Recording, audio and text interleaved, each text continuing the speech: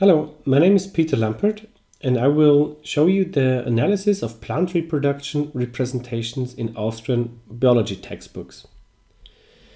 The presentation follows the common structure, and we will start with introduction.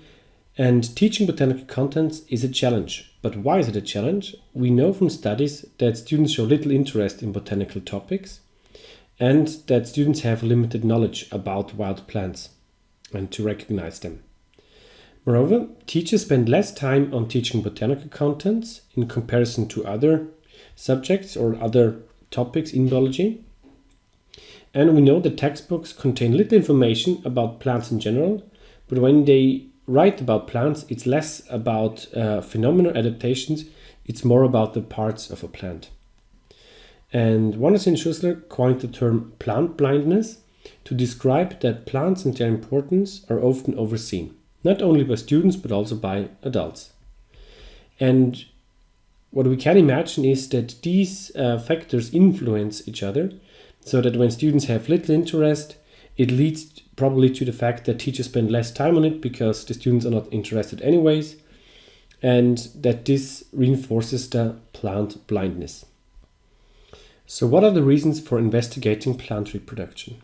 First of all, it's an important topic in biology, and it also connects to the current issue of insect decline, because insects play an important role in pollination, which is a process inside of plant reproduction. And plant reproduction connects to various fields of biology: ethology, ecology, botany, zoology. So there are a lot of different fields which are connected within this field. And basic principles can be shown. For instance, evolutionary processes and many more. And it connects directly to daily lives of students, but also of adults, because even if they don't know many flowers or many plants, at least they know their flowers or fruits or crops. So that's an aspect of their daily lives. And for school, it's interesting because it allows easy investigations, and there has been little educational research in this field. We know from educational studies that students have difficulties to connect flowers with the development of fruits, and therefore difficulty to connect flowers with plant reproduction. And some students also don't see plant reproduction as a cyclic process. So it's more like a linear perspective on this process, and they have limited understanding of seeds. Some students believe that humans are necessary for reproduction, that humans have to plant new plants, that this is very important.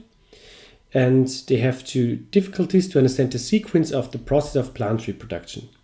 With the process of plant reproduction, we mean the following sequence of pollination, pollen tube growth, fertilization, and then seed dispersal, and then when a new cycle starts again. In this project, we follow a constructive approach of learning, so that students construct new knowledge based on their conceptions, and learning can be seen as a change, or better, as a reconstruction of existing conceptions which are adapted based on new information they get. And these main sources for these conceptions are experiences or metaphors, depending on the subject they're learning. What is the background design of this research project? The whole research project on plant reproduction follows the model of education reconstruction, which is the main framework. And the research project consists of many different aspects. One was the analysis of science content. Another one was like the analysis of students' conceptions.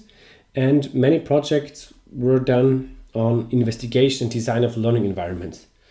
Like computer games or flower models were used, or educational theater was used. And we also analyzed teachers' perspectives on this topic, which is also quite important. And we analyzed biology textbooks which are used at school. And in this presentation, we will focus on this analysis of biology textbooks. But it's good to have the whole project on one side to see where this project fits in. What are the main research questions? The first question was, which contents about plant reproduction are represented in Austrian school textbooks from the 5th grade, and how specific terms and examples are used in this book? The second was, how are these sections on plant reproduction structured? And third, how does the content about plant reproduction relate to students' conceptions and scientific backgrounds? This relates to the other project and existing literature on this topic. So what is the sampling? We analyzed 18 different Austrian textbooks for the 5th grade, and we chose this grade because the curriculum refers to structure, function, and biology of plants, but it does not explicitly mention plant reproduction, but it never mentions plant reproduction. And so every schoolbook series includes plant reproduction in the 5th grade. And these 18 different series were all available series at this point of analysis. And we only analyzed the chapter about plants, and so we disregarded potential other information in other chapters. And we used a concept map including major aspects of plant reproduction. So this map was designed particularly for this project, and I will show you this procedure in the next slide. And the method was tested by 2 researchers, and then we applied it to the analysis also of scientific books to have a comparison between textbooks and scientific books as well. And moreover, we included questions about examples, metaphors used, and the structure to answer the other research questions. So how did we work with the map? You don't have to get everything on the map, so it was quite complex to include all aspects of plant reproduction, and then we marked all terms and aspects which were included in the books. And in the next step, we deleted everything which was not included to get a better overview to see what is included in the books and what's not included. And then we put this in a spreadsheet to get even a better overview on the contents included in the 18 books. Now to the results. I will show you the results from 6 different areas. So these are the areas, and we will go through each of these areas in the next slides. So first was like the general structure of the chapter, and the length was about 10 to 20% of each school book, which is quite a lot. And it was always related to a typical context, for instance, early bloomers or useful plants or plant families. So it was not only, okay, well, that's about plant reproduction or plants, but it was always connected to something more, let's say so. And most books followed a chronological order of the processes, like starting from general shape of flowers and plants, and then the processes pollination, pollen tube growth, fertilization, and then seeds development, seed dispersal. So this was followed by most books. And most books also included asexual reproduction. However, surprisingly, only one book explicitly mentioned the importance of recombination, but which would be important to understand why sexual reproduction is so important for plants. In the field of flower structure and specific terms, there was a detailed description of flowers in all books, and cherries were used as the most prominent examples. In general, all books showed good definitions and used these terms consistently. However, there was a lack of differentiation between pollen grains and pollen, and also the terms carpel and pistil were used synonymously, which is not always the case. Then to pollination, 17 books refer to pollination via wind and animals, so most included both processes. And advantages, disadvantages of these different ways of pollination were only mentioned by few books, And only one book explicitly mentions and discusses these aspects. Self-pollination was only mentioned in a negative context, which is surprising because it also has positive aspects in some cases. And the books use the same plants as in the introduction. Examples for animal pollinators were mainly insects in general or honeybees. Other pollinators are not mentioned that often, like bumblebees or butterflies, but the rest is quite exceptional, mentioned in the books. And morphological differences were stated only in 5 books. And to the next section, the pollen tube growth, fertilization and seed development. Pollen tube growth and fertilization were described in all books, despite the young age of the children. And even the competition between pollen tubes was described. And also the relation between flowers and fruits was described appropriately. And mostly cherries were used for illustrations. And some books also included the comparison between flowers and developing fruits in different examples. The dispersal of fruit and seeds. Information on dispersal types was in all books, including wind and animals. And some books also included morphological classification of fruit types. And plants and animals mentioned in this context were as follows. So there was quite variation of examples used on the plant side, but also on the animal side.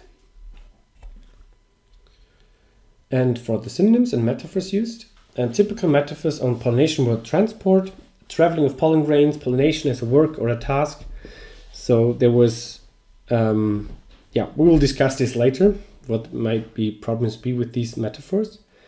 But also like some German words used in the books, like Geschlechts- or Samenzelle, could be have negative aspects on students' conceptions. Discussion. The connection to useful plants is very useful because we know from studies that students are very interested in these plants. And it's important that the chronological order is complete and included in the chapters. And it would be important to highlight the importance of sexual recombination.